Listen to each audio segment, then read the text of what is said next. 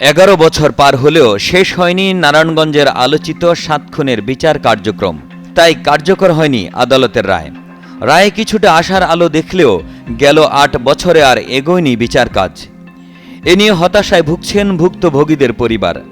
তাদের প্রশ্ন একটাই, কবে শেষ হবে বিচার?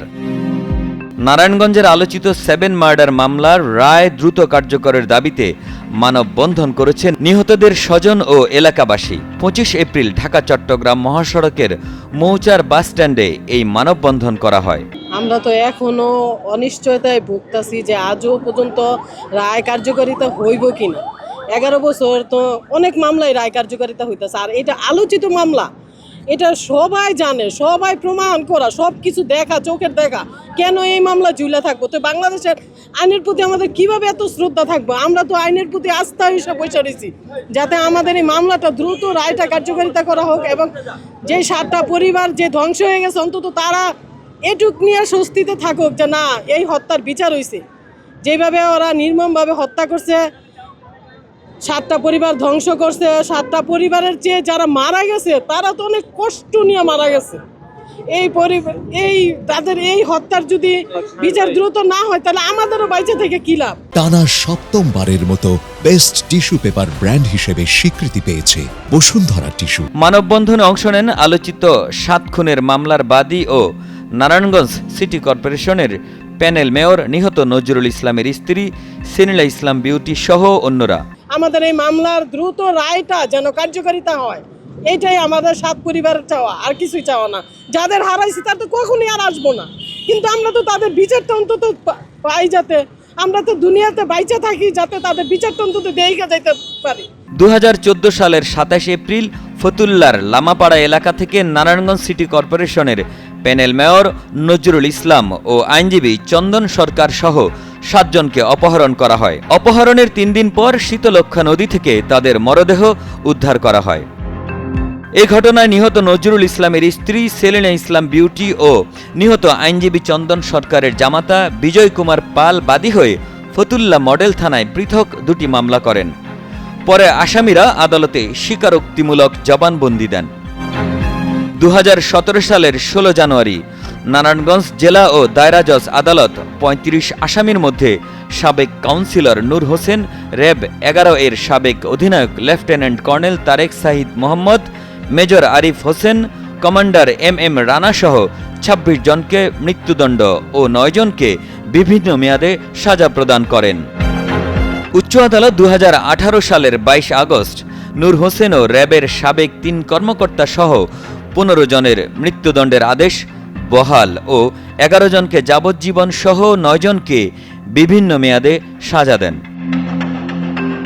স্বজনদের অভিযোগ, কোনো এক অজানা কারণে রায় কার্যকর করা হচ্ছে না। দ্রুত রায় কার্যকর করার দাবি জানান তারা। আমার বাবার আদর স্নেহ পাই নাই। মাদ্রাসায় গেলে আমার বান্ধবীদের বাবা নিয়ে আসে। অনেক সময় রাত হয়ে গেলে, যেমন আমার মা যেতে পারে না, আমার দাদিও যখন যেতে পারে না আমার নিতে, তখন অনেক রাস্তা খালি থাকলে অনেক ভয় করে। তখন মনে হয় যে আমার বাবা থাকলে আমাকে নিয়ে আসতো, আমার বাবা থাকলে আমাকে দিয়ে আসতো। যে আমার আব্বু এতদিন মারা গেছে, অত কোনো বিচার হয় না, এখন বিচার কোনো কিছু শুনতেছি না, এমনকি সহজিত পাচ্ছি না। পুতই শেষ হয়ে গেছে গা, মাটির লগে মিশা গেছে গা, বিচার পাইনি। আর অনে বিচার পাইয়া কি করুম? অনে বিচার পাই আর কি করুম? আবার কয় বছর যাইব বিচারের কোনো নিরাপত্তা আছে?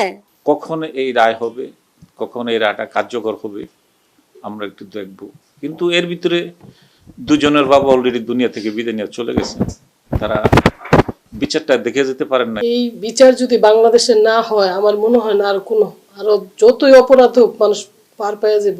আজকে 11 বছর আমরা কোনো বিচার হওয়া, হাইকোর্টে রায় হয়েছে, নিম্ন আদালতে রায় হয়েছে, রায় হওয়ার পরও 8 বছর যাবৎ কেন রায় কার্যকারিতা হয় না?